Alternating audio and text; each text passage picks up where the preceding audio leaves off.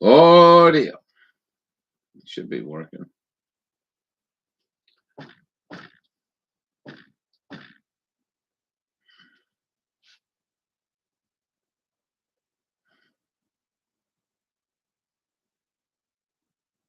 Audio.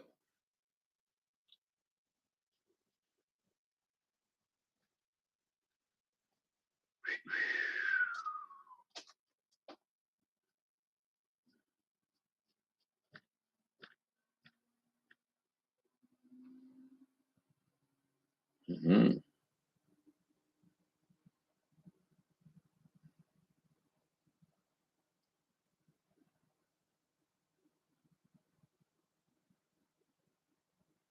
Mm-hmm.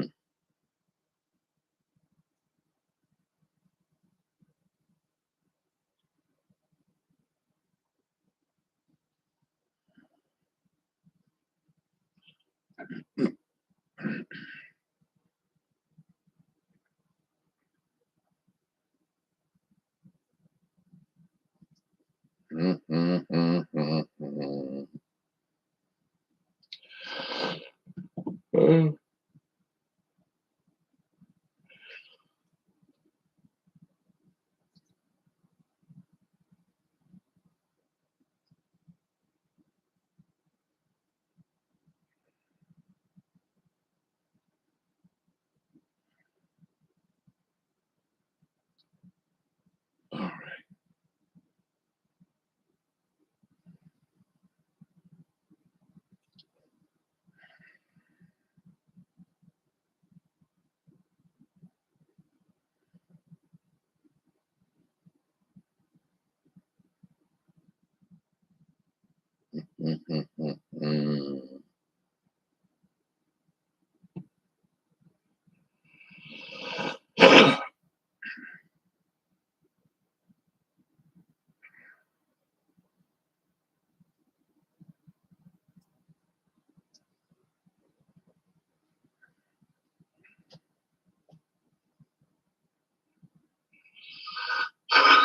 All right. Well, it seems to be working. Let's turn that off. Let's do that. All right.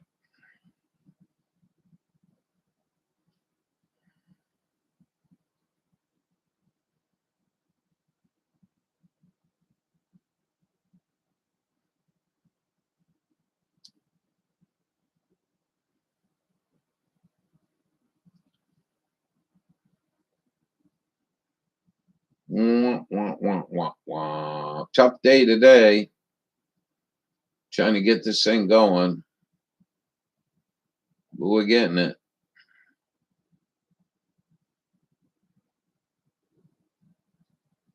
Come on, man. Come on, man. What are you doing?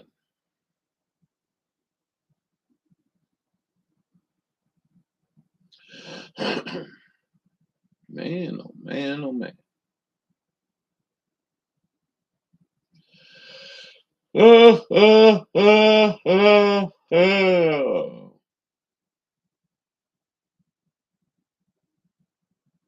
no, no, no, no. I don't want to do that.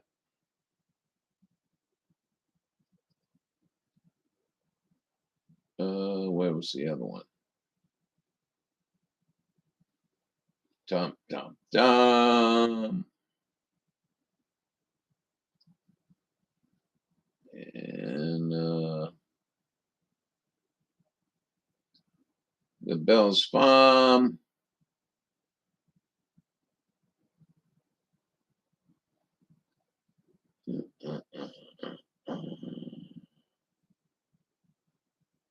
Mhm.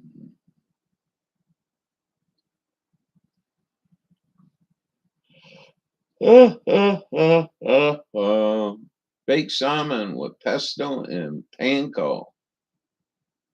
We already watched that one. Uh,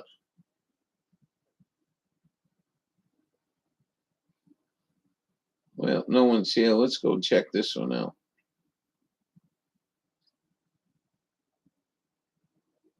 Oh, yeah. Come on, baby. You can do it.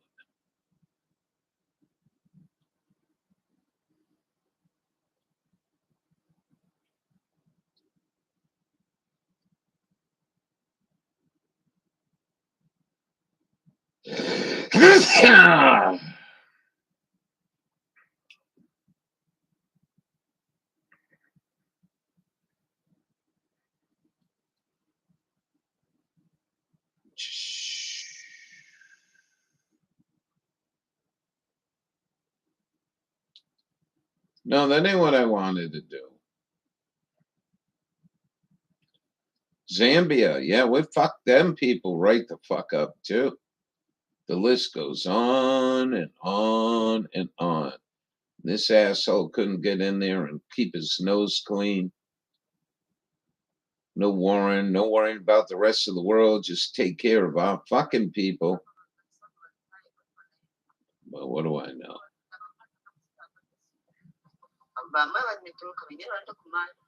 Shameful. Bombing people in a fucking tent. Coward ass bitches. All right, let's go see.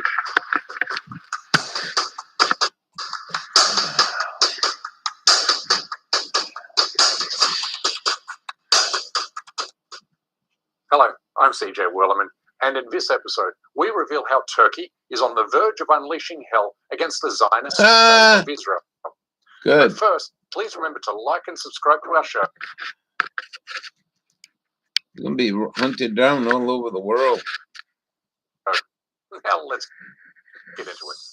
During the past week, a major news development was deliberately ignored by the Western media for the simple reason it speaks to Israel's growing weakness in the Middle East.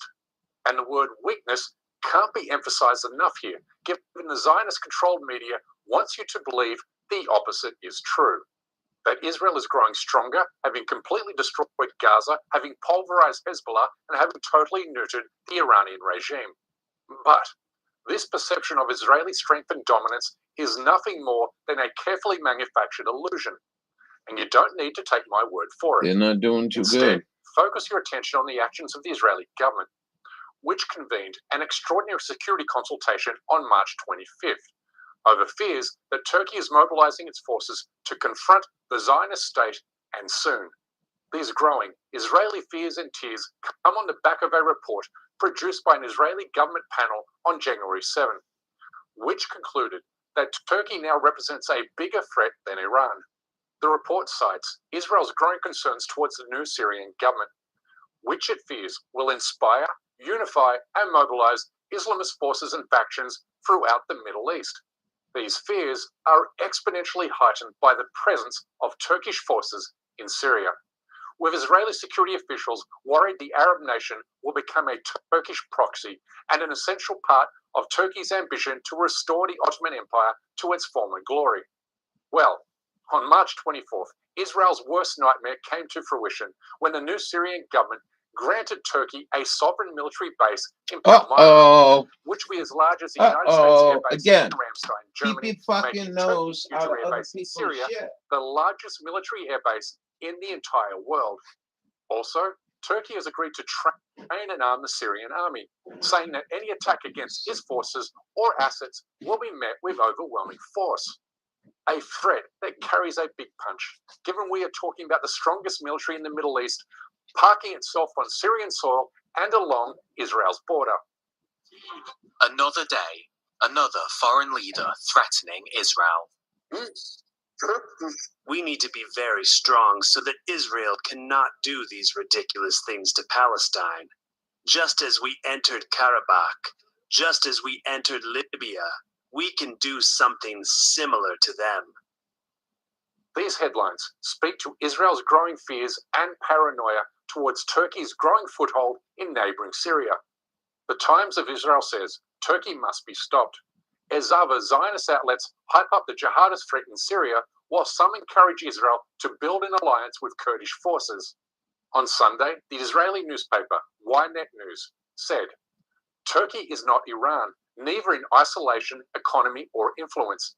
It is a dynamic regional power with one foot in the West, major leverage over Europe, and a growing strategic footprint across the East. Make no mistake, this is Israel watching the walls close in. And for this reason, the Israeli military has told Netanyahu to prepare for war against the Muslim superpower. In Israel, a government commission headed by former Security Council Chief Jacob Nagel has released a report on the defense budget and security strategy. It says the country needs to prepare for a possible future confrontation with Turkey. The Jerusalem Post writes about this.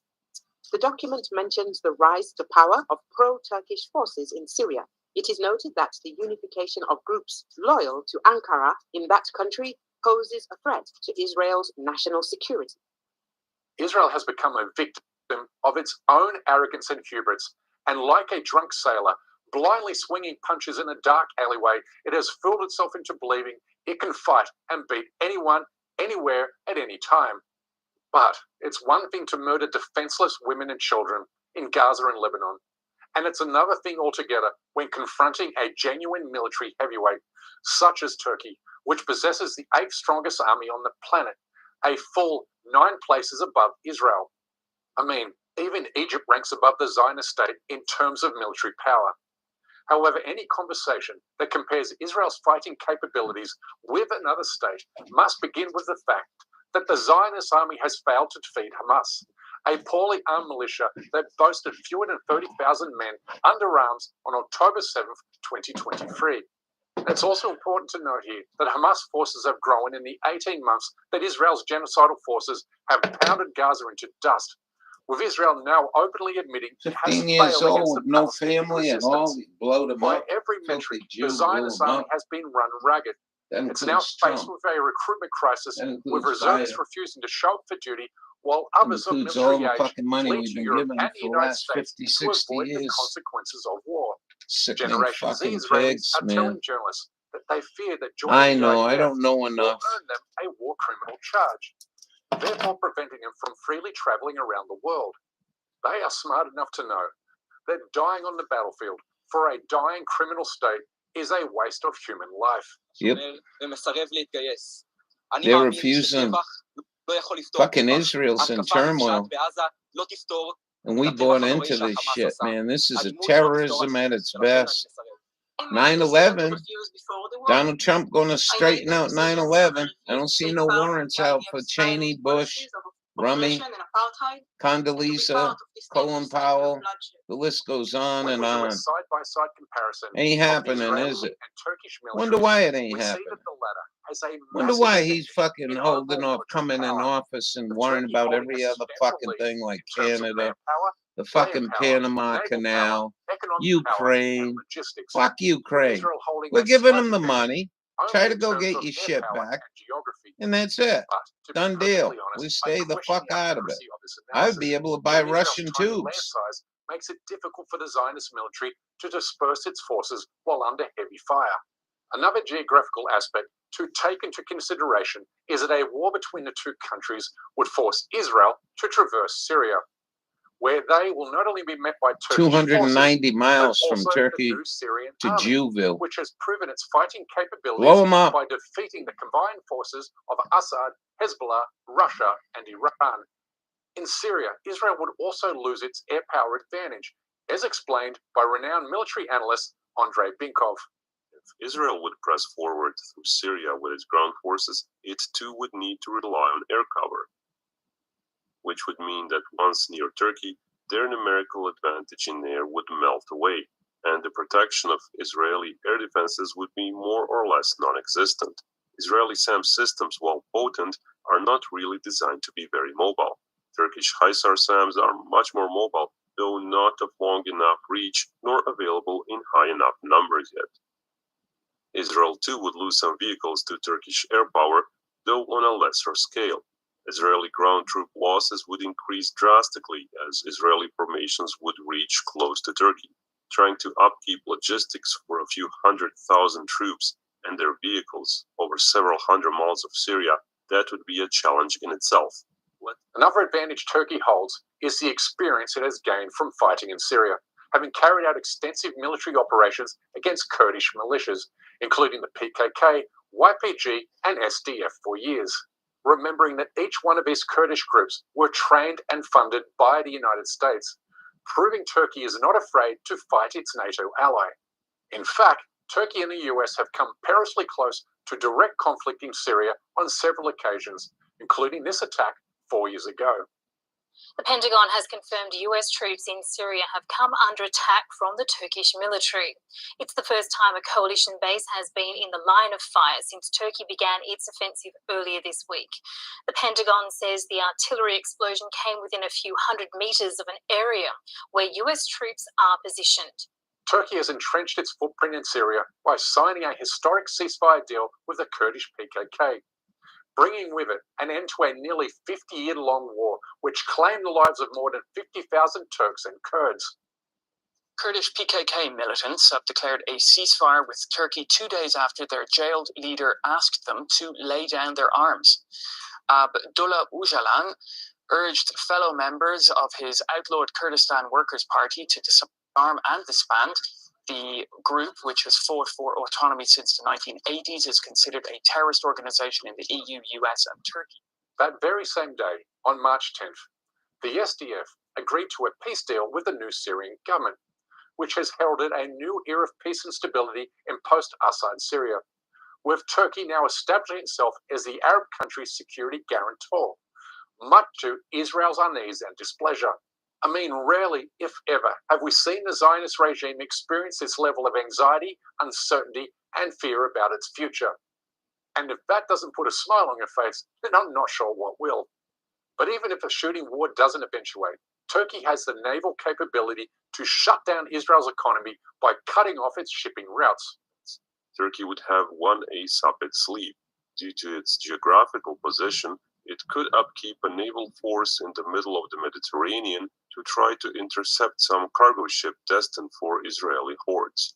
That might force Israel to waste part of its air force on Mediterranean missions, and could impact the Israeli economy until Israel redistributes its import and export routes. As said, Israeli Navy is too small and defensively oriented.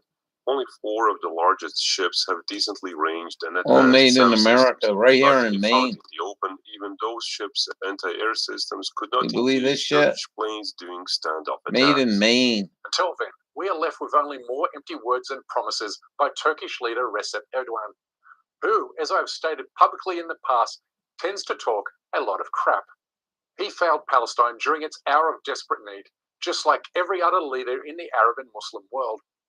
So please, do not confuse this episode for praise of the Turkish government. Our objective is to highlight Israel's weaknesses and fears and then examine the military capabilities of those who are best positioned to exploit them, with the ultimate goal of dismantling the Zionist occupation and liberating Palestine. But that's my time for today. Please don't forget to subscribe to the channel, and we kindly ask you please support our effort to expose and confront injustices in the Muslim world by becoming a member of the show at patreon.com/CJ Werleman. We can't produce, sustain, and grow the show without your help, and we offer exclusive benefits to those who do. But for now, good morning, good evening, wherever you are, and stay blessed. Fucking unreal. My whole life, you know, been dealt with nothing but fucking bullshit. War. Nobody attacked this continent. Nobody attacked us. 9/11 was bullshit. And it was an inside job done by the Jew. And the goddamn pig in the White House is still covering that up. Just like he covered up Epstein. He had to. He had to. He was part of the bullshit. And is it better than Biden? Same fucking, just a different position. All right. You know, we go, people go to work, they pay their taxes, and they have no gripes about paying fucking bullshit war, Vietnam, Korea, all the fucking Middle East bullshit we got involved in, the billions of dollars fighting for the world's richest country, Kuwait. And I'm not beating on the soldier that went there and killed people. I'm just saying that we don't need to be part of this fucking global terrorist network. And here we are. Let's support Israel. 10 minutes. Let's go see what he's got to say. I have integrity. I watch different fucking people. I just don't sit there and watch Fox News and say I got the fucking lowdown. Because it's so bullshit. The Jews own the goddamn media. So why would you be watching just this shit? Oh, yeah.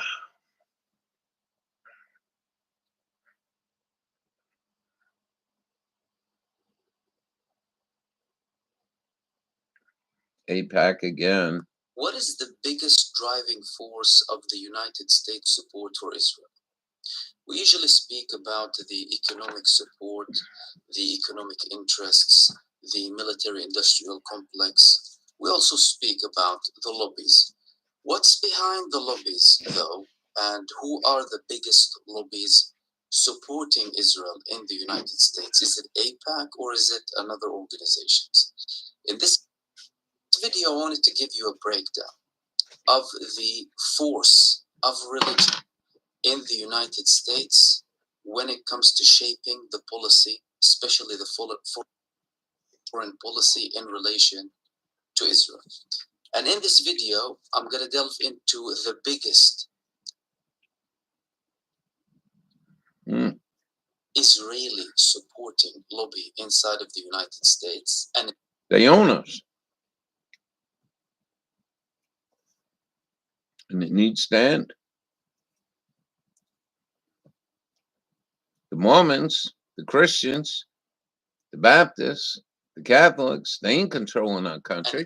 Where the fuck we letting these assholes control the country? Zionism, and we are as it says in your bullshit book. Foreign policy. We're running the world with your bullshit books. The United States government, alongside the level of influence that religion has on the United States. I just said and that. Its policy shaping in the Middle East and in West Asia, including the biblical prophecies. I just said that too. That support Israel in the United States within Christianity, and what they mean and how they are also playing a part in these movements supporting Israel. So we're going to start off with the lobbies. Now, many people have the idea that AIPAC is the biggest lobby supporting Israel in the United States, and that's not true. AIPAC and other Jewish majority organizations inside of the United States, they play a big role. AIPAC plays a role of being in the front the majority of the time. But the biggest lobby for Israel in the United States is called Christians United for Israel, CUFI. CUFI, they have a membership of 10 million people. This organization is led by a man called Hagee. Hagee is a guy who has been supporting Israel for a very long time, of course, within the evangelical community. And when we talk about the evangelical community inside of the United States, we're talking about approximately 25% of the US population, over 70 or 80 million people. Now, there are certain differences here. There are people who describe themselves as evangelical without necessarily meaning to be in line with the same religious organizations that align themselves within Israel or for the support of Israel.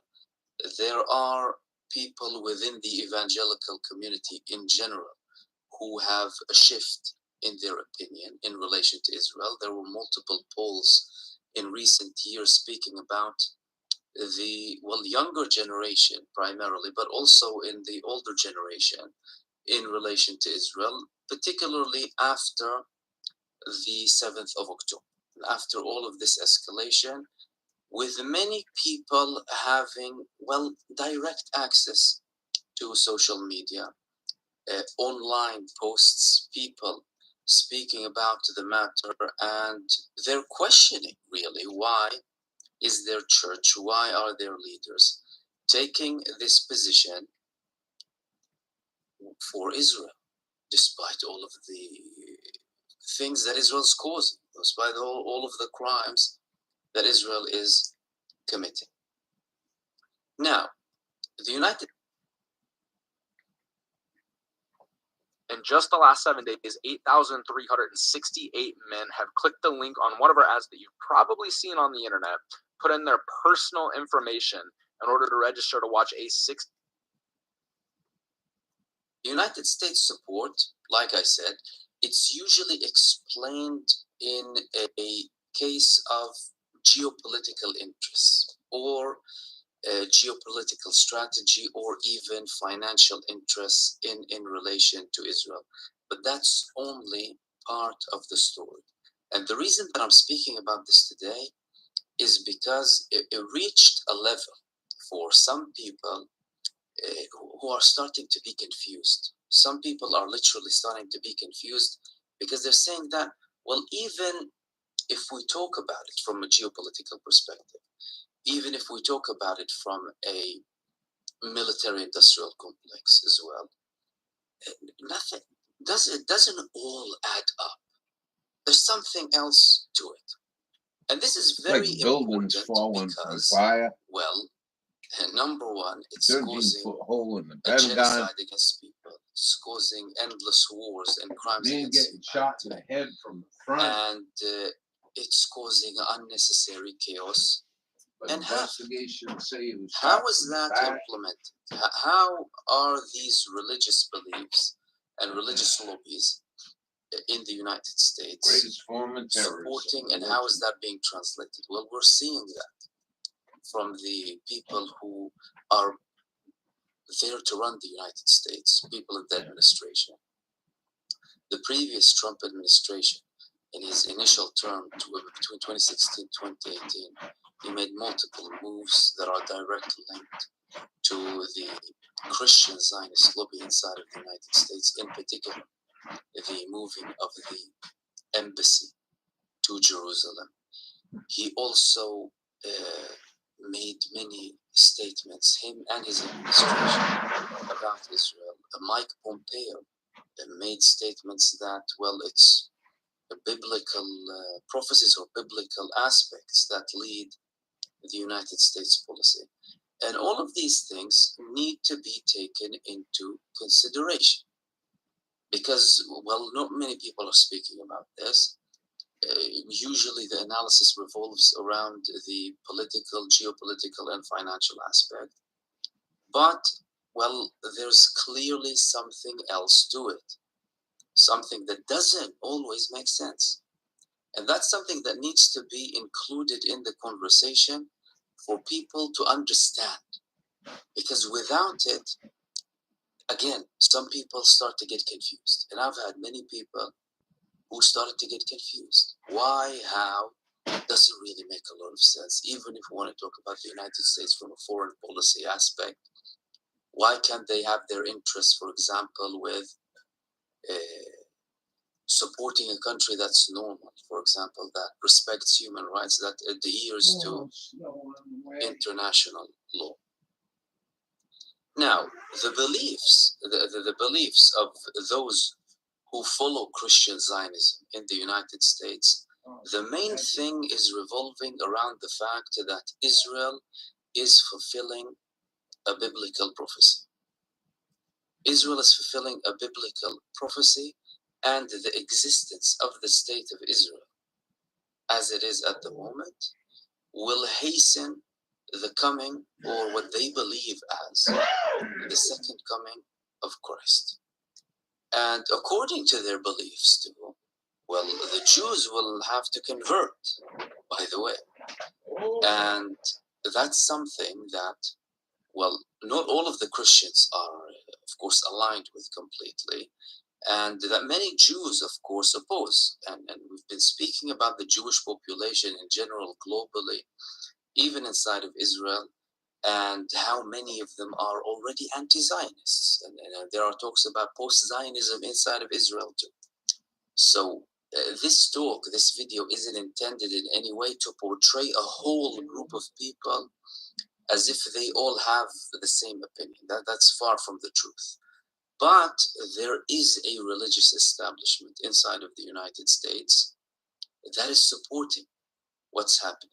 And to them, it's something religious. It's purely religious. Before we talk about financial, if it's aligned with financial interest, if it supports financial interest, if it works hand in hand with it, that's a separate story. But the core of the belief, we are talking about a religious belief. Now, biblical prophecy, also a certain interpretation of verses that they believe in the Bible. One of them is Genesis 12:3. I will bless those who bless you, and whoever curses you, I will curse. According to them, you're talking about Israel. And many American Christians interpret this as a divine command to support Israel unconditionally. Israel as a state. They're not even getting into the argument if these people are Israelis, real Israelis. Israelis we're talking about biblically. Real descendants. Or is it fake and made up? Where they're coming from. And all of these interpretations, of course. But that's a whole different debate, by the way. The DNA, right? And even with that, the argument that, well, even if they are the descendants, does that give them the right to go ahead on a rampage against other people? Separate story, though, but it's very important. And their belief that Israel must be restored before this, what they believe as the second coming of Jesus. These beliefs, they are giving Israel a full backing and full support, and they are completely not focusing on any of the crimes that Israel is committing, because according to their belief, they're implementing a divine policy, something divine, a divine order, by blessing those according to their interpretation. That's something very problematic. Of course, not all Christian denominations believe that. As a matter of fact, many Christians have the opposite opinion. But again, we're talking about Christian Zionism inside of the United States. And I spoke about it many times previously, that the majority of Zionists are not even Jews. There are also links that, well, make us believe that Zionism as a movement is not Jewish by roots, by the way. The initial moves of people wanting to settle in Palestine, or in what they call the land of Israel, were generally Christian in their origin, in the 19th century. Then Theodor Herzl came, and Jews called Herzl a blasphemous man, by the way. We know what many Jews talk about, how many Jews talk about Zionism. So they have the religious beliefs, they have the religious backing, and you're talking about people who do not consider what Israel is doing against the Palestinians, turning a complete blind eye. And this becomes scary. Why? Because we are speaking about the people who claim to be religious. And in general, if you hear them talking, people who want like peace and what's good and this and that, but as if nothing's happening now, as if nothing happened even with the formation of the State of Israel and the injustices against the Palestinians since 1948 and even before 1948. And now with this whole genocide that is being implemented in front of the whole world and being live streamed by the victims themselves. This is something very concerning. Now, of course, not all Christians support them, not all Jews support them. But these people play a big role.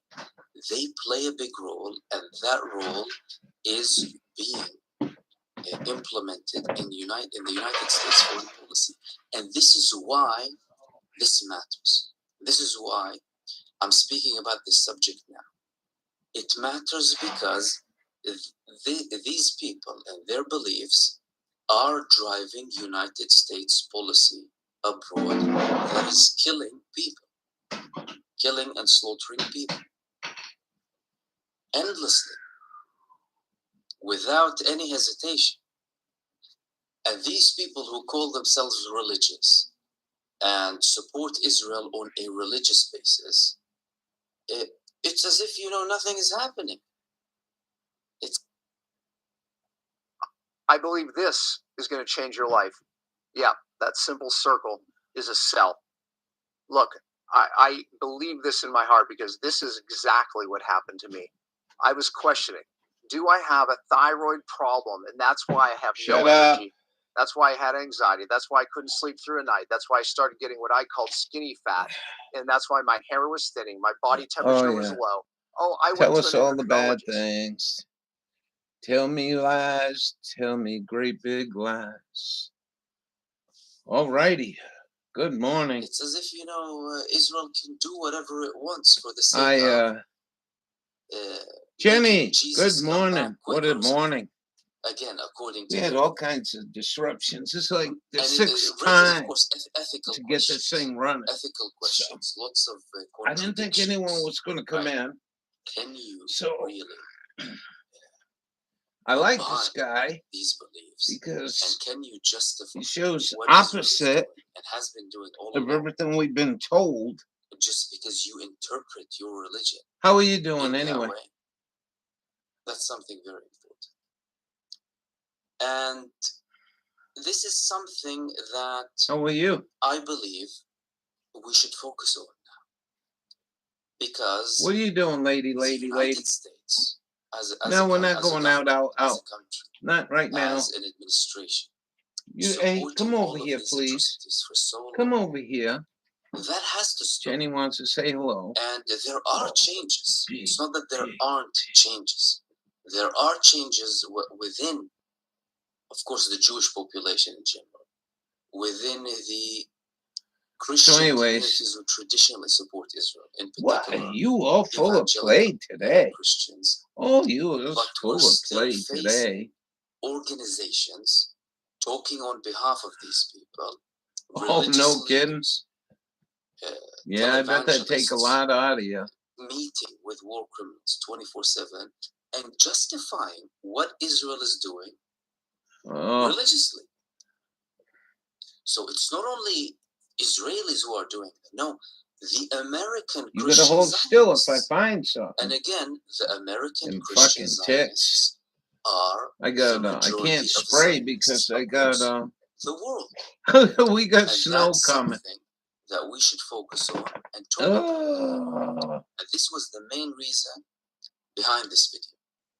If you like this video, let me know. If you want me to talk about similar subjects, oh no way, do let me know as well. Comment below. Well, that's pretty heavy machine. And also let me know if dump in the water and all that. The religion should play a role in foreign policy. No, religion shouldn't play a role in our government or foreign policy. That's my own opinion. Of Christian Zionism, I don't care what kind of religion, it don't belong running our country. And especially in relation to the support of the United States administration for Israel. They had why support Israel? I feel that in this critical time of need, that we really need to support the Israeli, the Jewish people. See what I mean? They have enemies. See what kind of Jew runs this fucking platform? We could have every fucking not only Israel's right to exist, make your dick grow bigger, make your hair grow better. No. Belongs to the Jewish people. No, it doesn't belong to the Jewish people. She's lying through her teeth. Everything these fucking two scumbags are saying is bullshit. It does not say that in the Bible. It absolutely don't. So this is more your communist bullshit, misinformation. Two old people, they're so fucking lovable. How could they ever lie to us? Anyways, there's a good video. I like the guy. because even Muslim religion has some fucking crazy shit in it. Just keep your religion the fuck out of our pants, out of our government. Anyways, oh, it's only a gallon. Well, still going over and over and changing the water and all that.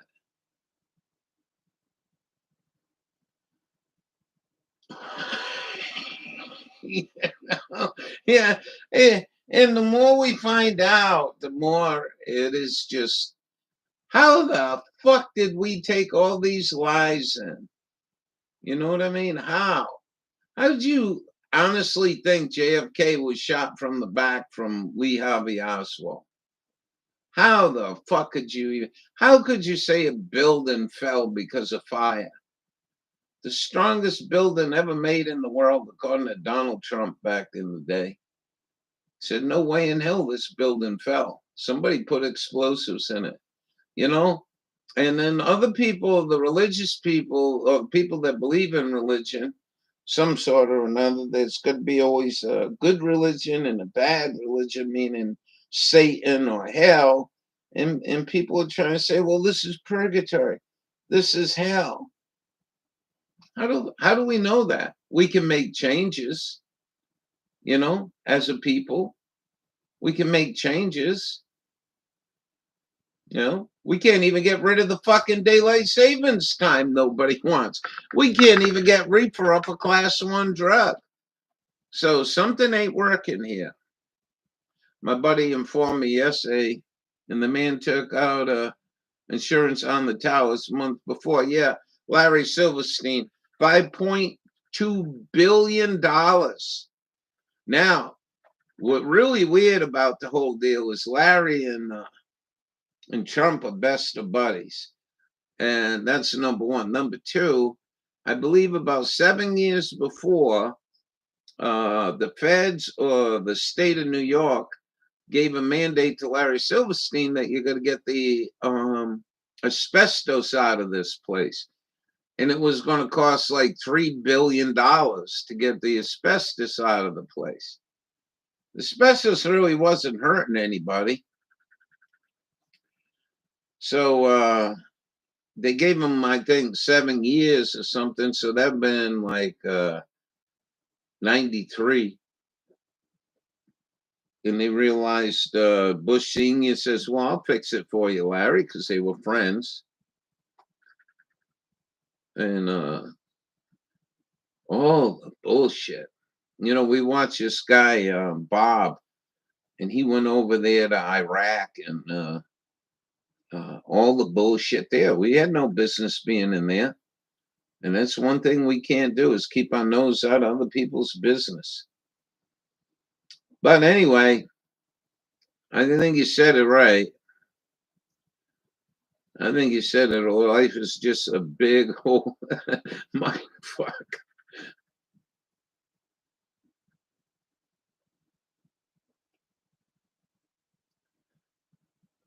Yeah. I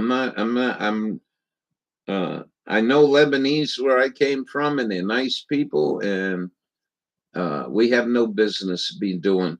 Well, if you watch his video, he did this. I didn't even know he was going to do this. This is all about religion and how, you know, bullshit prophecy. I like Bubba. I always liked Bubba. Bubba was there when he fell and was in alcoholism many years ago. In our room, gave him positive vibes, and he was able to defeat it. Anyway, long story short, you know, he's a believer. Israel's the chosen one. No, they're not. No, they're not. The fucking Navajo could be the chosen one for all you know. You ain't one to judge.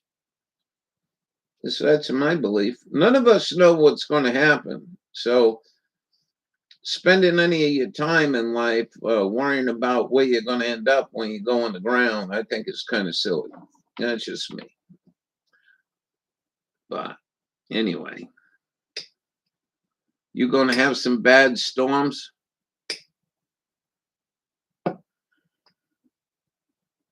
My buddy in Indiana says they got 10 to 15 inches coming this weekend of rain.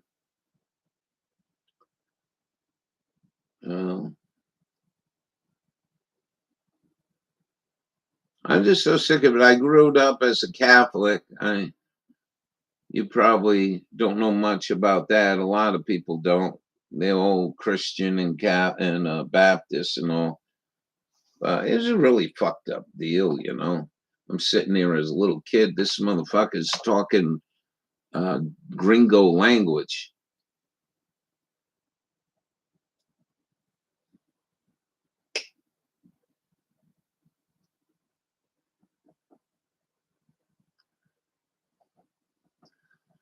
Well, technically, she's right. Now, don't jump on me, because I had this out with Paris. So don't argue with her about the chemtrails. Oh, no way. I wish you the best, but hear me out. Okay. You think it's just condensation trails? You know what? Let me tell you something. Your condensation trails are taking a lot of my blue sky away from me and my sunshine. End the conversation.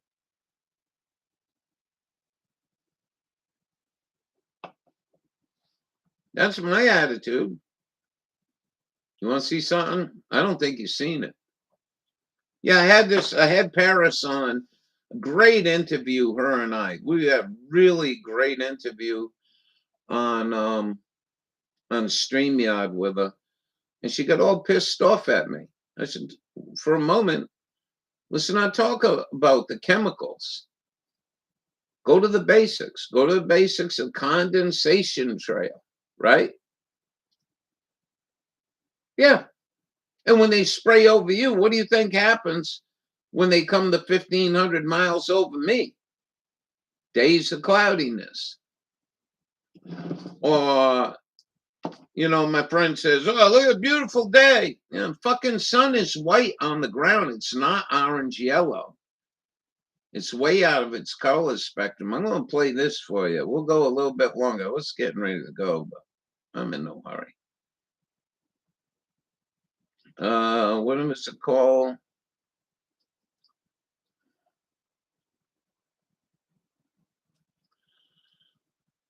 I don't know if you've seen this. This is by Google. Yeah, I got it. Check this out. You can show this to your friend. I wouldn't even waste my time, though. I think that's the fight right there. Yep. Yeah, but it not only heat up the atmosphere. You must have got that from Mike Morales when he played John Chancellor. I got that one too. Let's go play this one. No, I mean, just say, but don't you think all these lines in the sky aren't too good for us? Maybe, do you think the lines in the sky are changing weather, grow pattern? Remember, plants never had a problem growing garden for the most part till the aircraft came around. Come on, man. I've been dealing with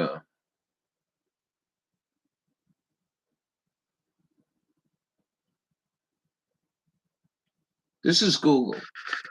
This is actually Google in a good video to send to your friend if you really want to.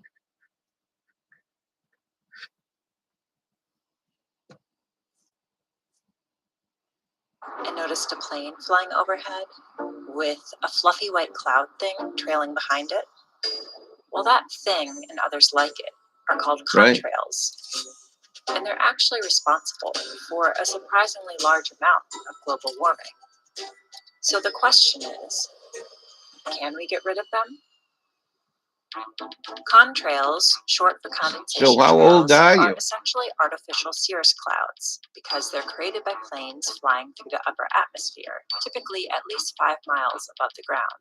When the plane flies through areas that are known as ice supersaturated regions, the soot from the exhaust can sometimes nucleate small droplets and form ice. Most of these contrails dissipate quite quickly, but for a very small fraction of flights, some of them actually spread out. And when they spread out, especially in the late afternoon and evening, they trap heat into the Earth's atmosphere. So surprisingly, happy birthday. contrails are actually responsible for about 35% of the environmental impact of flying. But planes don't necessarily have to create them. You can't fly without burning fuel, but you can fly without creating a contrail. Just to avoid the superhuman regions in the sky. These people you just heard from, who are seemingly obsessed with contrails, they're researchers on Google's climate and energy team, which looks for ways that AI and machine learning can help tackle climate change. Carl on our team read a paper and ultimately came to Google Research and said, is there something that we can do? Carl? Yeah, that's me. I'm the one who's making all this noise right now.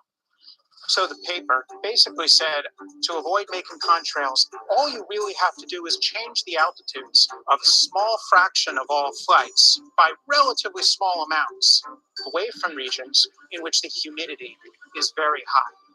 And I read this, and I said, okay, it's only a small percent of all flights. This could potentially get done. But it was soon realized this is a bigger problem than we can solve ourselves. We're not aviation experts. We're going to need help. Contrails has been widely researched for many decades. In my own case, I've been working on the topic for about 7 years. I'm really excited about the potential for machine learning to push this research forward.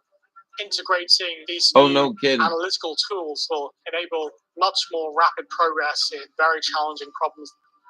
Contrail avoidance is very complicated. There's a weather database, which is huge. There's a flight database, which is huge. There's a satellites data, that's also huge.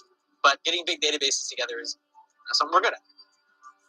Contrail prediction is actually quite difficult because weather forecasts don't do the greatest job predicting humidity that high up. So we're taking sort of a different approach using... So the sad part about that, you want to hear that again? Contrail prediction is actually quite difficult because weather forecasts don't do the greatest job predicting humidity that high up. So I wrote Flight Finder a couple years back, and I said, on your flight, I want to know your relative humidity. I want to know the temperature and the barometric pressure. Isn't that something? So this would be real easy data to send. All the aircrafts probably got the ability to just turn on a switch and it'll transmit the humidity. So what he's saying is kind of true, but if you got live flying aircraft in the air, sending relative humidity, you'll accomplish your goal. And Google's got the ability to store all that information. So we're taking sort of a different approach using image recognition and satellite data. All these satellites take so many images, but we now have the compute ability to process the images. It makes sense. It's an incredible data set. Kind of like machine learning algorithms that help pick out a cat or pick out a cappuccino in your photos. But detecting contrails is harder because they look a lot like cirrus clouds. They don't look nothing like cirrus.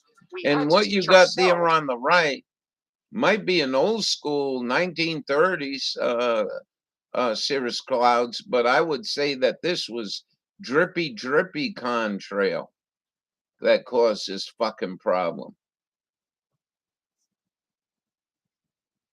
How to find them, and then we basically put together contrails labeling parties.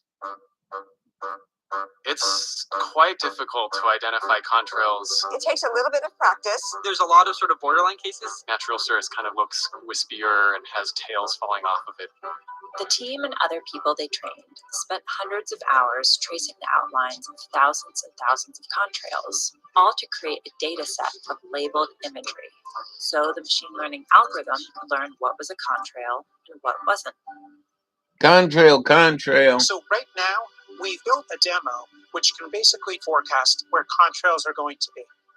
It's just like a big map that's saying, look, planes flying at this altitude will make a contrail, so let's not fly any planes through there. We felt confident in the technology, but to really prove that contrail avoidance is possible, you just need to do it in the real world, actually moving real planes, working with real pilots. So that's when we actually reached out to the largest airline in the world. When Google approached us about contrail research, my first thought was, we're going to do what? But after looking at and reviewing the data, we decided, let's go ahead and fly. For our demonstration flights, we have put the tool in the pilot's hand, and then we can determine either to climb a little higher or descend a little bit lower. Up to and maintain 12,000. The contrail avoidance, it was very easy, very intuitive. We already change altitudes pretty often to avoid turbulence, so this is completely similar. In the future, it could change how we flight plan our airplanes, and I think that is incredible. These trials with American Airlines are Have you really ever the seen first this? step, but they're going to be larger questions we run into, like, can we do this at scale? How do we work with air traffic control? And the new science has shown that the heat trapped by a nighttime contrail can be magnitudes greater than daytime contrails. So how do we target the ones that are most important? As we continue to scale up contrail avoidance, it will take so many people's efforts across so many different sectors. The urgency of the problem is so great, we really want to just move as fast as we can. The great thing about contrail avoidance is this is something which you could roll out now. You know, you could change the fuel in the airplanes, you could change the way the airplane engines work, but it's going to take a really long time. No one's going to throw out the perfectly good plane. The longer we wait, the harder the problem gets. We have a duty to future generations to get aviation to zero impact. And I think there is now emerging a path that gets us there. I see contrails all the time now. I see them everywhere. It's one of those things that when you see them, you can't unsee them. Now, I see them all the time, and my kids give me grief. Dad, there's a contrail, get rid of it. You want this? I'll show you one more, and this one was from Mike Morales. And I watched this way back in the day.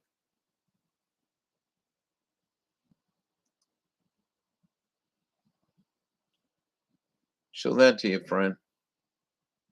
Oh, no.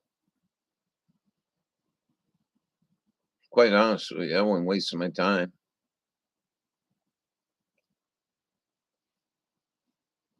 Although I've been into the town here, you know, the town hall a couple times, and I mentioned two things, ticks and contrails, and they all agree. Contrails got to go, especially up here, because when they spray them over you or spray them over Ohio, they float up here and they block our sun. They turn the spectrum of light totally different. And it turns it into a white spectrum or closer to blue spectrum. And plants can't grow like that. I sent her the info on all the weather patterns since 1891. Yeah, Jim Lee. Let me go get this one, and then we'll shut down. I've already been at this all morning. Okay, so let's close out of that one.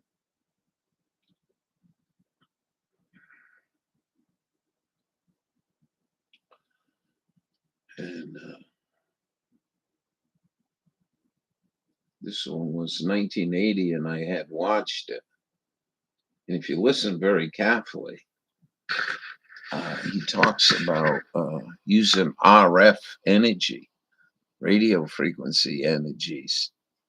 And what's the second thing in this? Oh, keeping cities warm at night. Now, I've already known that since I was a kid.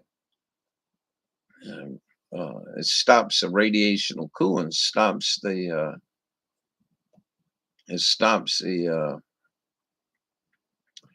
heat. Whoop. Well, then maybe don't.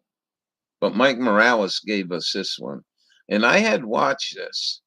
And I was like, what the fuck are these people talking about? So if you spray contrails here during the daytime, well, certainly they're going to move. And we're going to make Charleston, South Carolina this winter night stay 5 degrees warmer by the time the chemtrails get up over them, right? But you block the sunshine from these people, daytime sunshine. And so they're burning more fuel in their house. This house, when I'm on a cloudy day, this house, I'm burning fuel.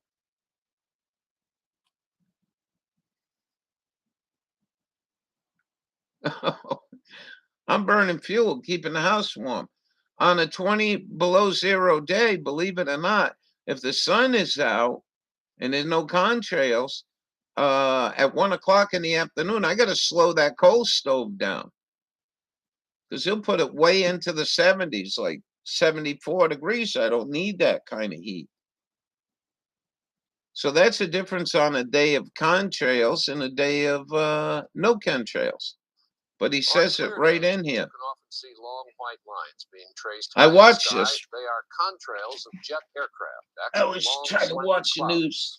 Weathermen are finding it improves my life. Because a theory is being developed that those long white lines may be changing our weather for the better.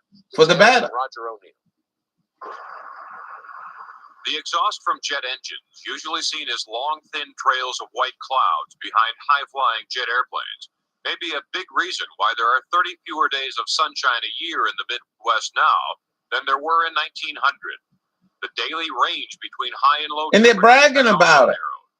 Weather researchers studying cloud cover in 10 Midwestern states found a sharp increase in cloudiness with the increase in commercial jet travel. That's what I'm getting at. Particularly in the main east-west jet corridor, there were even more clouds. It's so bizarre. It produces a contrail, or a cloud, because its exhaust consists primarily of water vapor. Absolutely bizarre that you would think this way. Given the correct atmospheric conditions, Listen to this jet guy. aircraft in high frequency can almost completely cover the atmosphere, visible atmosphere with clouds. Simonin says, unlike most changes in the atmosphere caused by man, this one is beneficial. Clouds help farmers in the Midwest by blocking the sun. Temperature extremes can damage plants and speed up the evaporation of soil moisture. In the winter, city people benefit because clouds act as a blanket, preventing warm air from escaping into the atmosphere. Nobody is trying to make clouds now using jet engines, but this study suggests that jet travel is inadvertently making our days more cloudy. And someday, weather researchers may be able to use jets on purpose to change our weather. Roger O'Neill, NBC News, Champaign, Illinois. I just got a $15,000 check from the government just because I own a house in Maine. I don't know about you, but my electric bill last month had me enraged. It was twice as much as usual. Utility companies are price gouging homeowners at a time when everyone is trying to be careful with their money. It's terrible. Thankfully, the state of Maine has responded to the utility companies in a big, big way. Using the Solar for All legislation, Maine finally did something right. Now you can get a solar panel and Powerwall system at virtually no cost from the government. Now, what does that mean? Solar panels and Powerwalls cost an average of $30,000 to $40,000. The state of Maine is now buying solar panels for eligible homeowners and paying for the installation. That means you see instant savings on your utility bills without having to come out of pocket for the panels. I applied for the solar stimulus program last month, and within 7 days had the panels on my roof, all paid for by the state. My bill just arrived in the mail, and I was so happy to see my bill was $0. Crazy, right? Imagine never paying for another electric bill ever again. And imagine having your air conditioner run all summer long without worrying about the cost. This could be your reality very soon. But you do have to act fast. In all the years this has been around, there's never been this type of government push, and big corporations are already trying to eat up all the funding. The good news, if you're seeing this video, that means your area qualifies for this program. Give and thanks to Mike Morales. But what you do next is This super bimbo's selling free solar panels and free roofing and everything.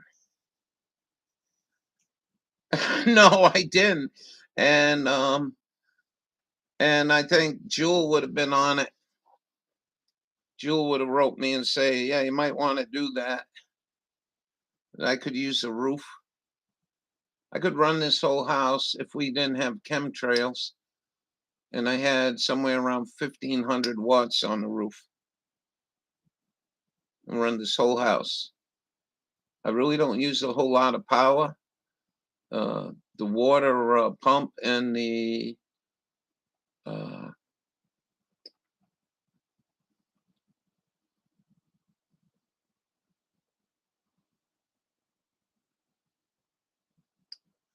oh yeah, that works differently though.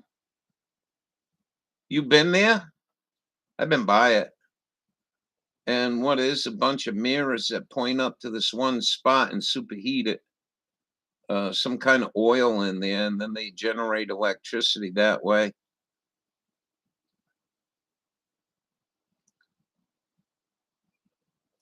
Oh, you thought it was a lake? Yeah. We got them up here. I can never get that though. I could never. Let's go see if we can do that.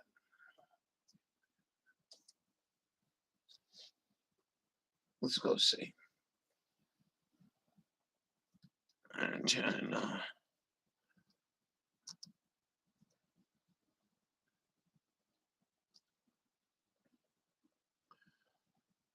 Map.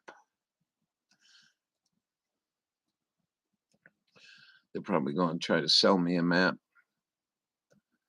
But let's go see if we can get Google to, because I tried this before and I hadn't tried it in a while. And let's see.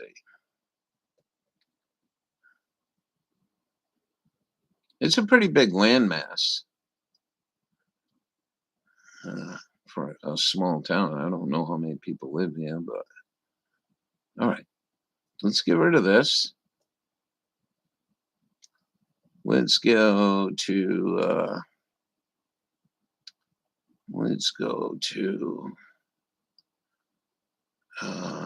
this.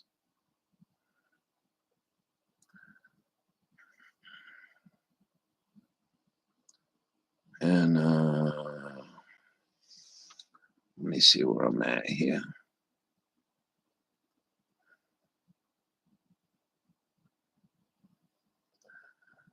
All right. I try to show you guys this, but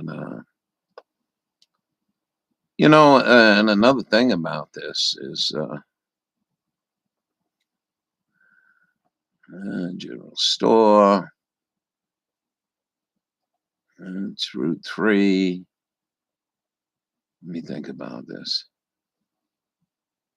Magic Seafood.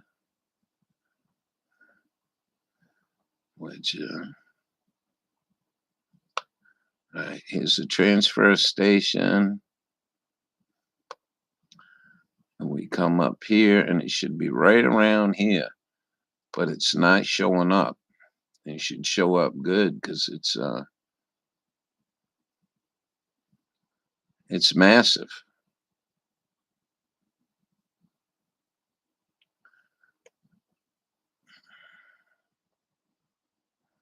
Let me see.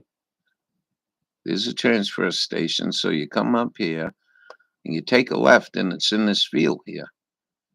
But I like Google ain't keeping the maps up. All this farm field here, I'm showing you. Where to go? All this is solar panels. Where's the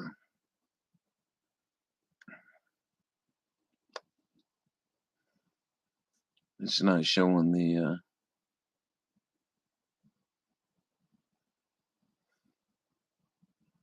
these are all solar panels in these fields now.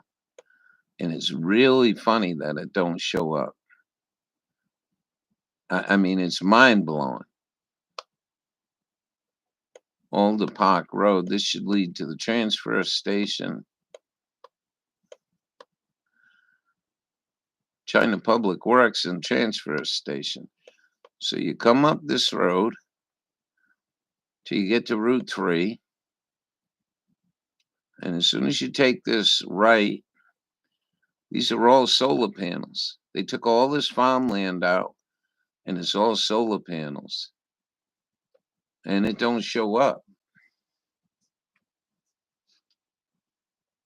Oh, on your way home.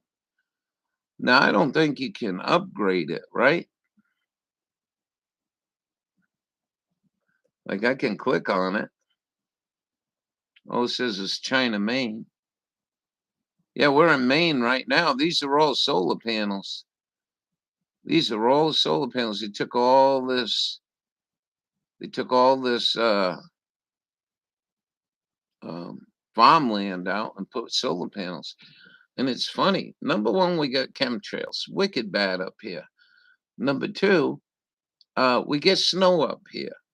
And when it snows, nobody cleans the solar panels off, so they're not being used. I don't know how people are getting away with this or why or whatever the reason, but it ain't to generate electricity. I can tell you that much. I don't think it is. I mean, they might, if the solar panels got 1 billion watts. All right, so here's Sydney. I'm going to show you another one, which is massive.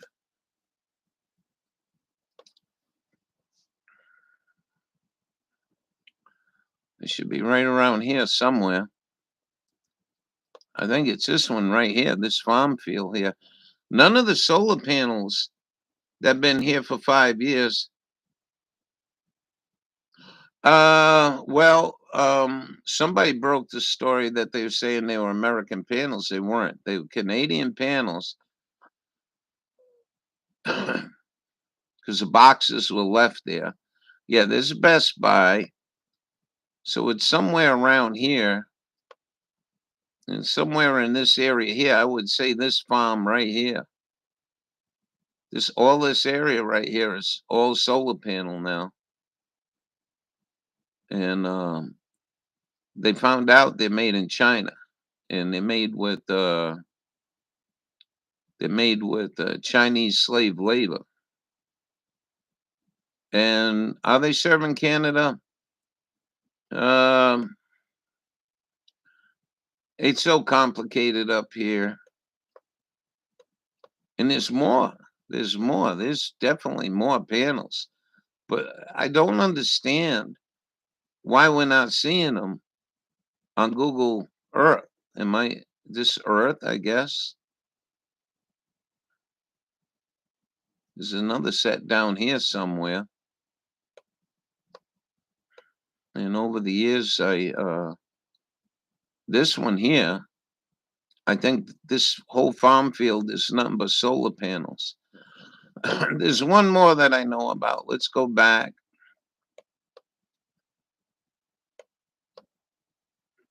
Let's go back here. Where are we?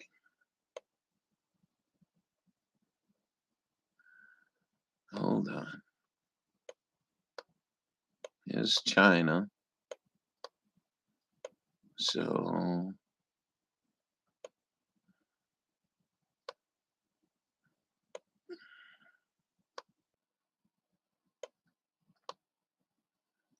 Here's China Village. So let's go up here. Albion. And like I said, in 5-6 years they built these. And what's really amazes me is they don't show up. There's another huge one up here. This Unity.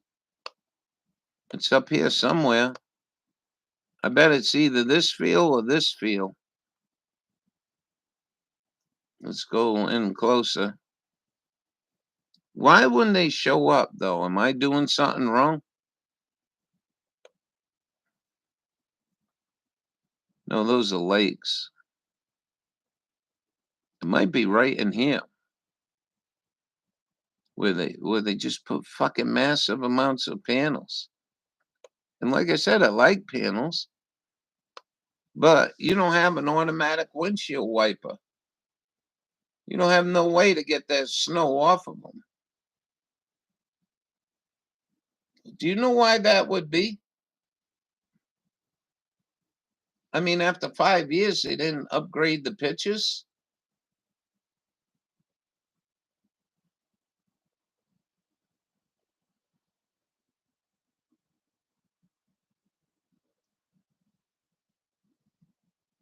Kansas City. Yeah, well, I just showed you 3 spots that I can go there. I was supposed to do a video there. You know what really kind of disappointing about this is when you driving on this road, there should be a little pull off here, and there should be a billboard there. You don't know? I don't know why, unless they just keep using old pictures. But it's strange because if we go back to my place, they changed the picture.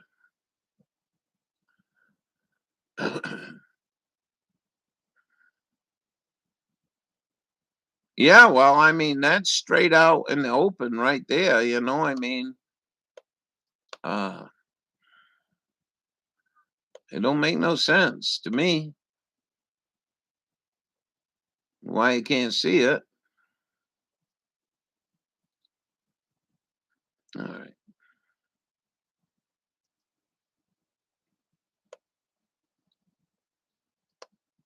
But if you think the amount of snow that we get, all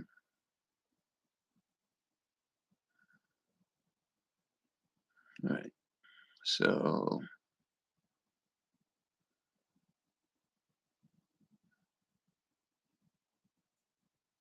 that's their house.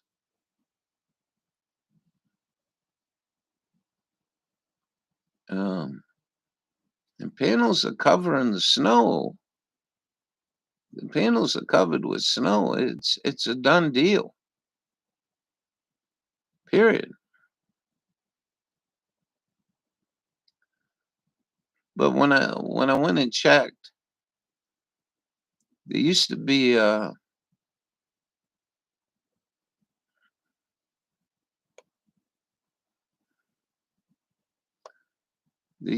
an orange truck parked here.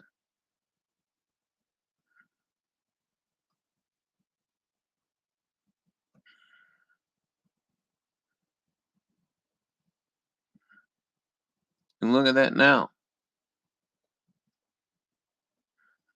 Watch this. There you go.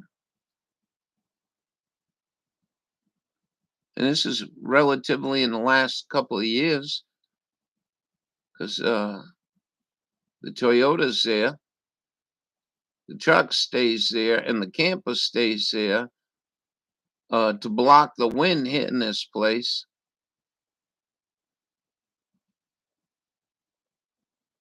Yeah.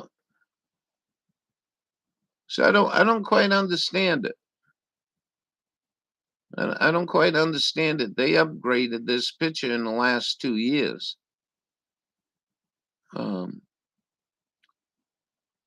used to cover the camper. Right. And I don't understand it. I really honestly don't understand why them other pictures don't come up. Because this is a new picture. This is a new picture. So it's where Lady and I and Buddy live.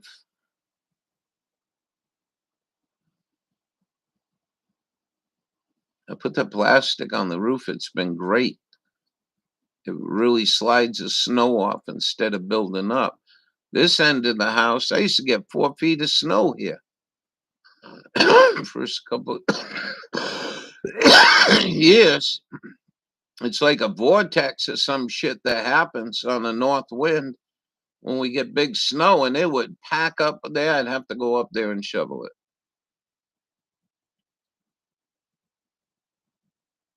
Over 10 years old. No, this is well, I got another car about a year ago because they wouldn't pass inspection on this one. Runs good. So I would say within the last 3 years, because I remember putting the plastic up here in a new tarp. So I would say in the last 3 years, this picture was taken. It says May 2023, right there. So right there. So 2023, I said in a couple of years. And you know, I tell you guys about this place, and look at the sky. It's pretty blue. You got natural clouds here. If those are natural, if Google, when they took the picture, said, oh, let's get all the chemtrails out of the picture. So those solar panels have been there for 5 years. The ones on the highway and the ones right here in China.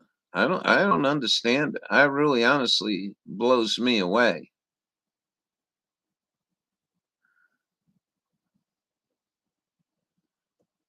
It's like you said, it's like they're covering up.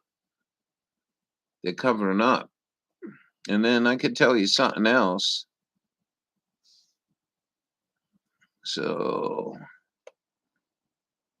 this is a field we walk in. We used to, Buddy and I. And the owner, he passed away before Christmas. A tree fell on him.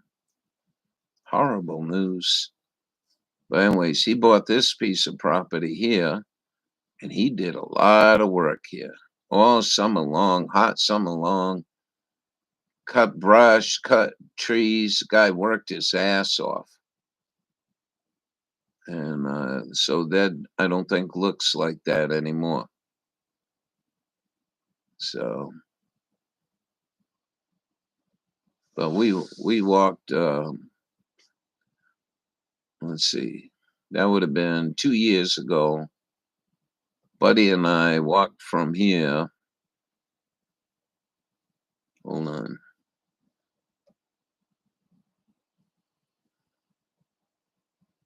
Oh, yeah, terrorist attack bullshit. So we'd walk right down here. And here's a trail that leads all the way. You can see the trail right there. That leads down to here. And my, I don't know if you, the man that owned the place told me it's 1 mile. So that's pretty damn good. 1 mile and 10 inches of snow. And we used to really enjoy walking in the snow. Didn't have to worry about ticks. Not at all. Let's go see.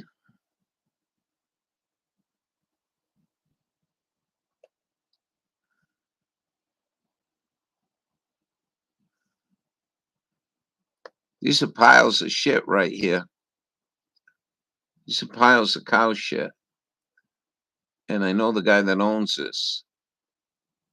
And he don't do nothing with it. I went there, I says, could I buy a truckload of shit? Never got back to me. So I went back. I said, I'll give you $20 for a 5-gallon bucket.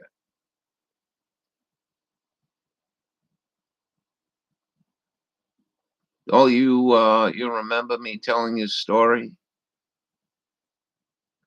And they just blew me off. I was like, I don't know what's going on here from day one, but I think either I'm fucked up. There's a real fucked up bad pile of shit going on here that I had nothing to do with. I'll show you.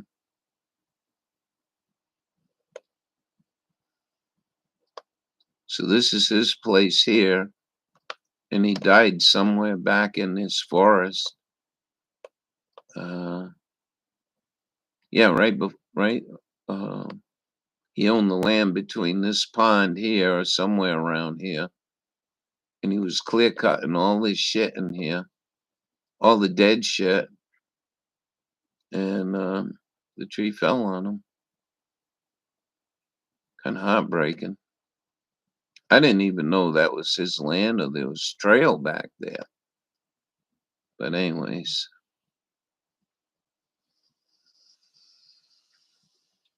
Tree took him out. Yeah.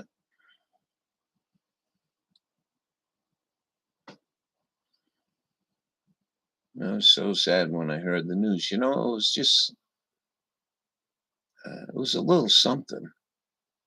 And, you know, a little something where we could, it was just a little something that we could say, hey, let's go see Conrad. Talk to a human being for a little bit.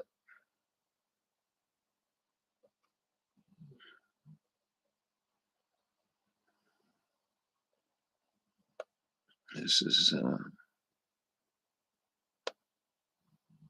a place I hang out, used to hang out. Hope to get back there again. Things have changed though. This is Salt Desert. This is Bonneville Racetrack. These mountains I sleep in.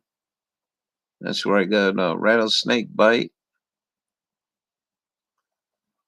Yep. And then this is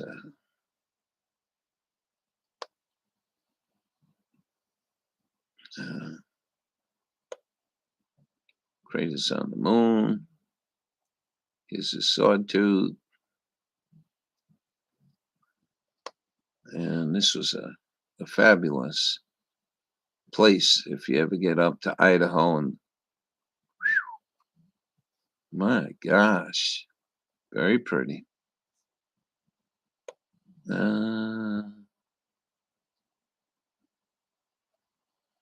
Featherville.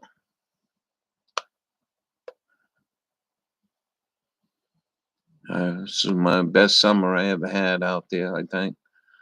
I can say it was the best summer I had, possibly my whole entire life. It was just an awesome, awesome, awesome time. That's Anderson Reservoir. I went out there with my buddy, and he had a beautiful home overlooking a cliff here, but he was a drunk.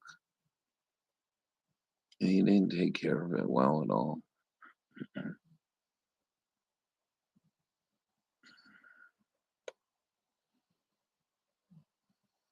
And this is a little community. Yeah, it was kind of sad, you know. It's like now we got one of the guys on ham radio. Latest we heard was he had pneumonia. I guess he got a brain aneurysm. I volunteered at this place. You want to see something? Beautiful.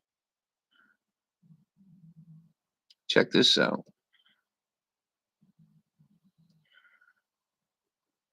This is a senior center. Just absolutely beautiful, man. And it's all built with ponderosas.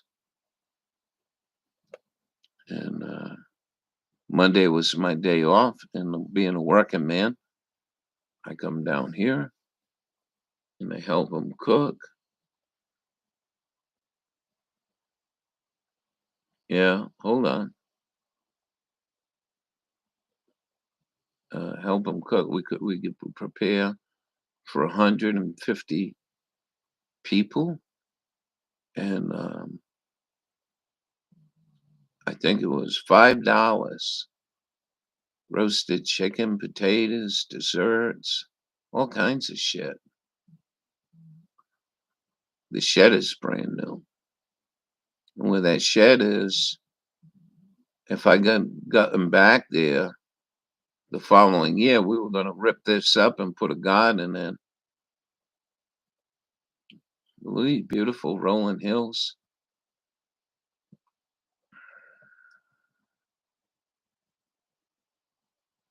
All right. No, I want to go back to map. Come on, man. It won't do it. I wonder why it won't do it. I can't get this shit off. All right, there we go. So this is like the little community. And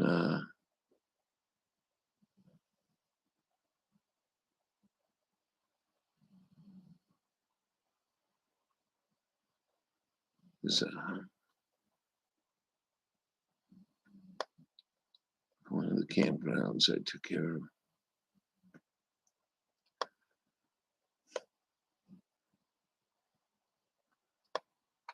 And I went down this river on the inner tube.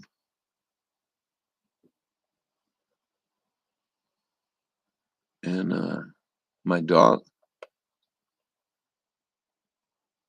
wow, it's changed.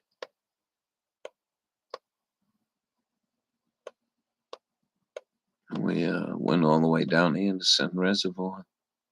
It was quite a trip. And I think this is a campground, but they're not showing any roads going up this way. Huh. Maybe I'm not wrong. Maybe I'm wrong. Well, where's the bridge? Yeah. Huh.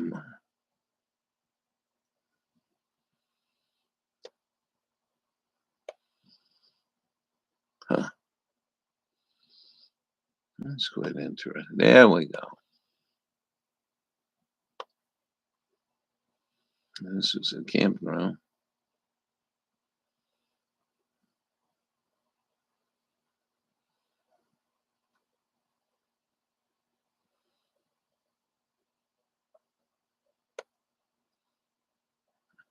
My dog played in this river all day and all night. That's where we had a setup. And then if you walk up here, right here, is the hot springs.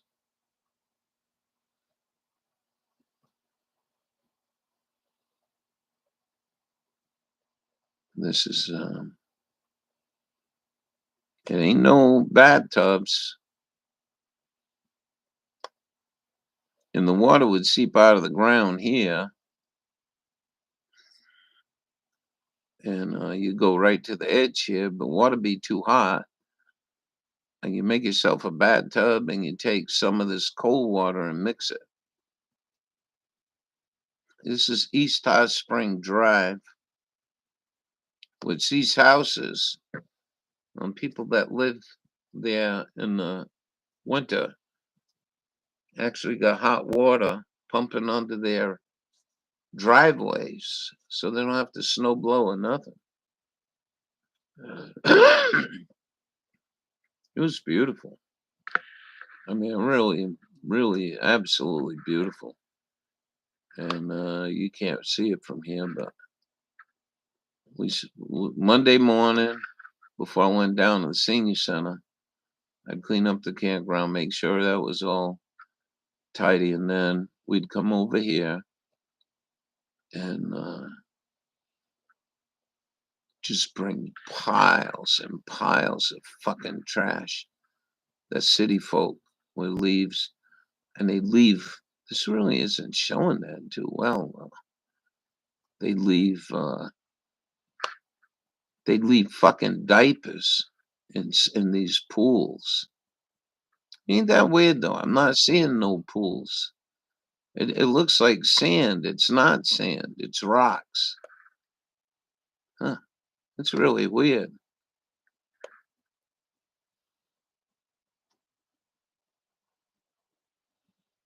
Did you? Oh, here it is. All right. My mistake. So these are rocks people have moved, and then you can get some of the cold water in your pool. And fucking bottles and cans and all kinds of shit. The diapers were the worst. They weighed like 40 pounds.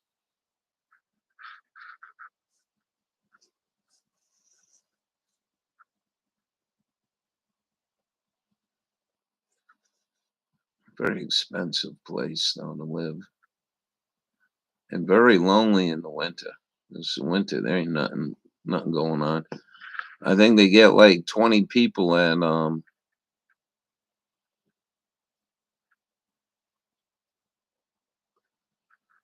local government. Yeah, I've seen that in California, where they destroyed natural hot springs because they didn't want people in them.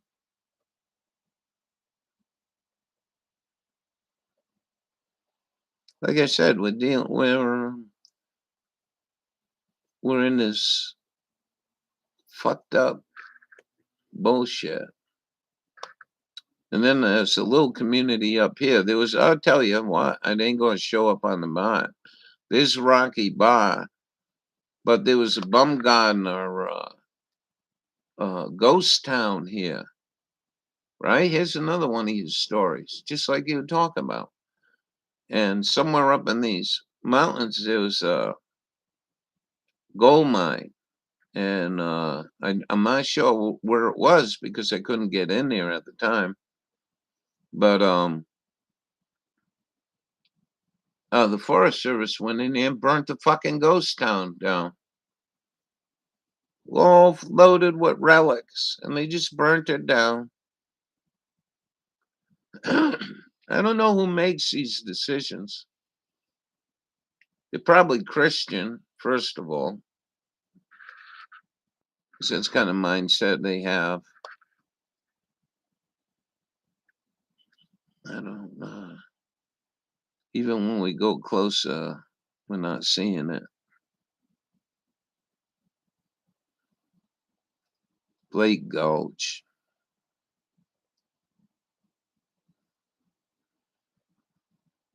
And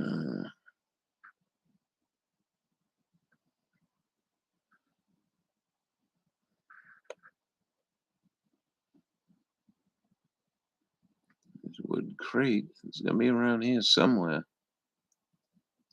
But the fucking Forest Service went in and burnt the place down. The locals were furious. Absolutely furious.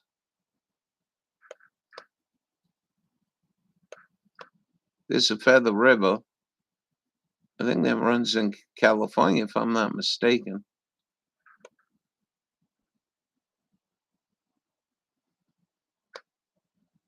I guess you could go on here.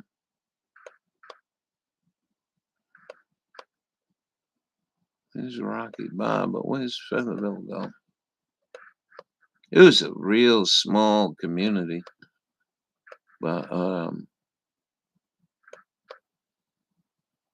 this the woman I worked for says, "Would you do me a favor and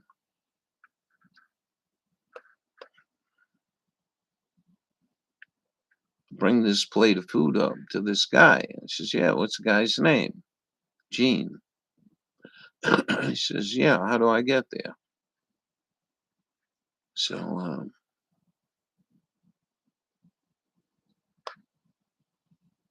we oh, these are all new. Bird cage.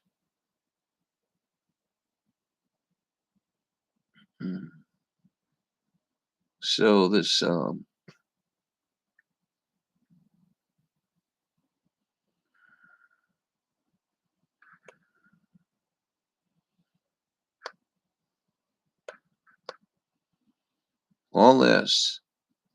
all this shit right here inside this pond here, I don't think we can see it, was a dredge, big dredge. And this is all waste rock. You can see how the dredge went back and forth dumping the waste rock as it kept digging. You can still see the lines in here. I think that's a dredge right there, if I'm not mistaken. And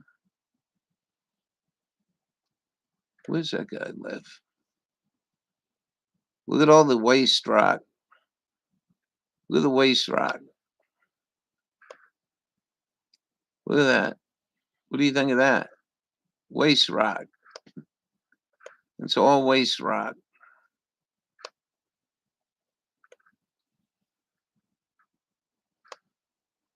We'll be here Friday and yeah, no problem. Go check that out, huh? Look at the waste rock. That's all waste. Goes for miles. And this was water, and the dredge would dig it up, and the big boom would switch back and forth when they got all the gold out of it. But one more. Give you an idea. Look at that. 1 inch is 1,000 feet. So then I went over here.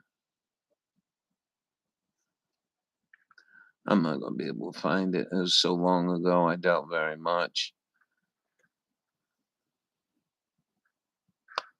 I think it was one of these houses here. So I brought this man his plate, and we started talking. He liked me because I was Italian. He was Italian. What about the Mojave Desert?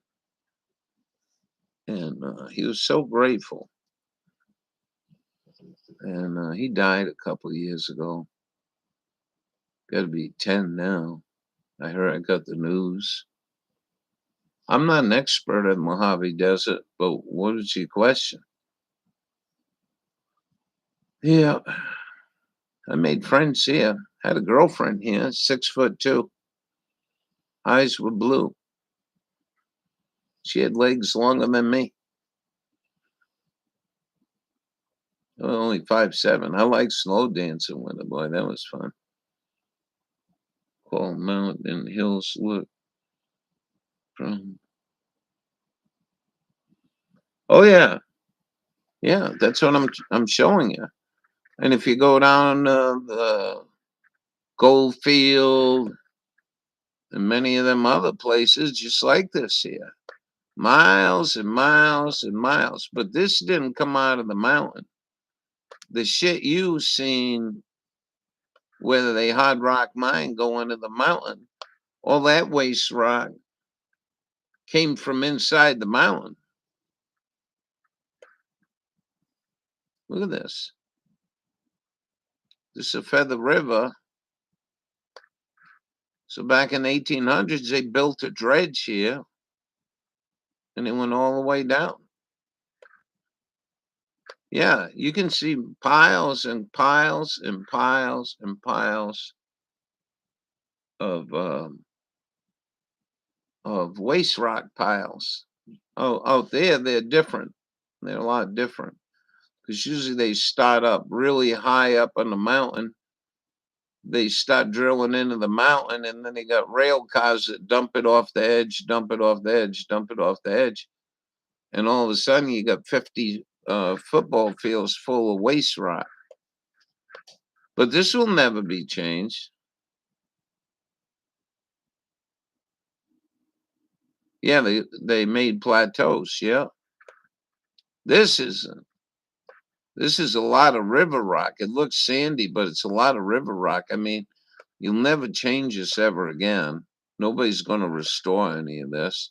Look at this.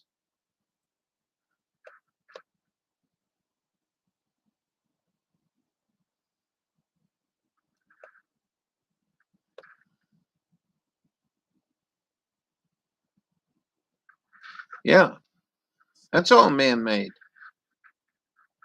That's all man-made.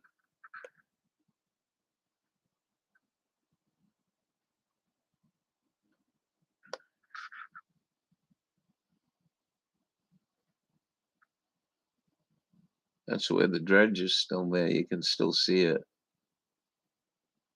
Featherville Resort. I knew a chick that worked there too. They were very nice people.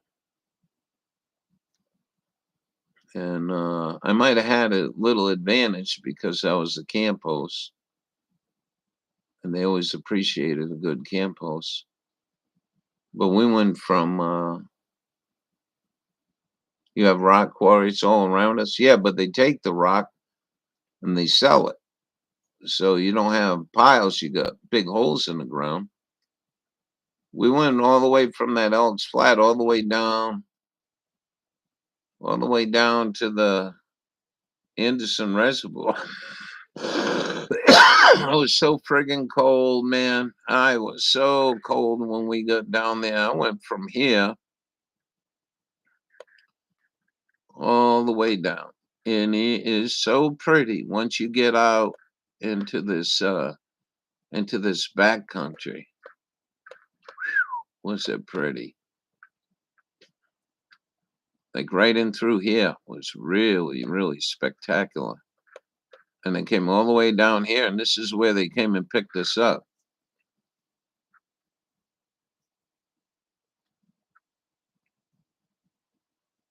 Yeah, they're blasting. Yep.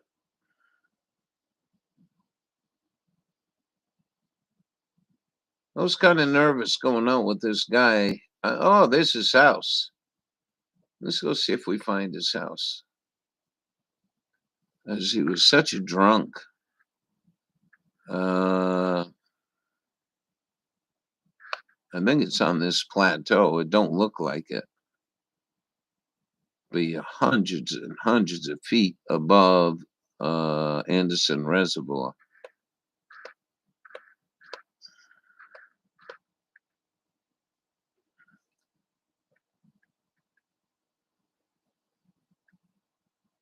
Right, that's to the airport. He was past the airport.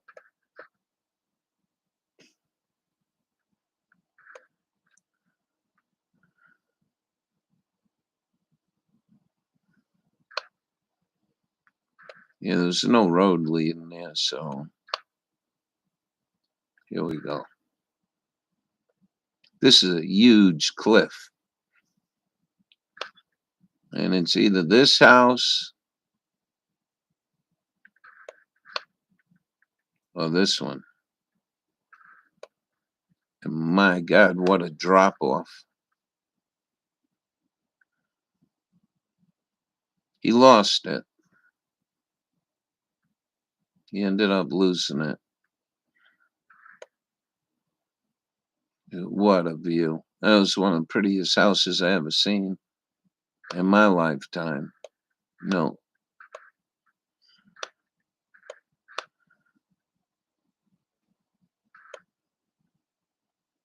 I think it was this one.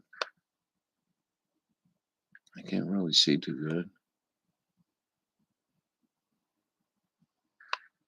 Yeah, I think it was this one. It's a beautiful log cabin. And this goes straight down, right from his backyard, straight down. And,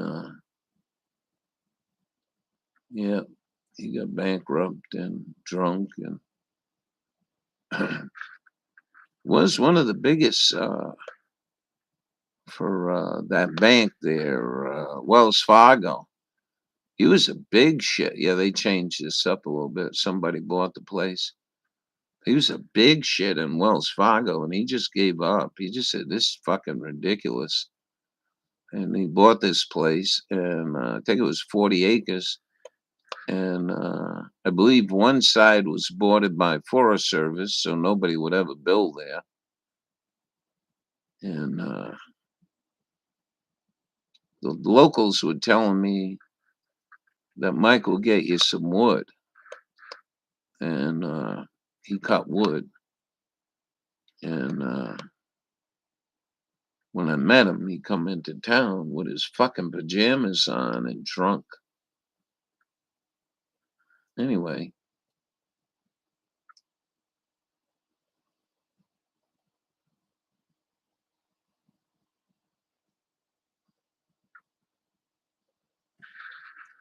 Yeah, I gotta get going here. No, that ain't it. No, I think it was that house there. Big sheep country.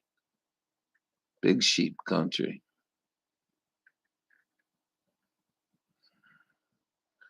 It looks like a lot of new houses there.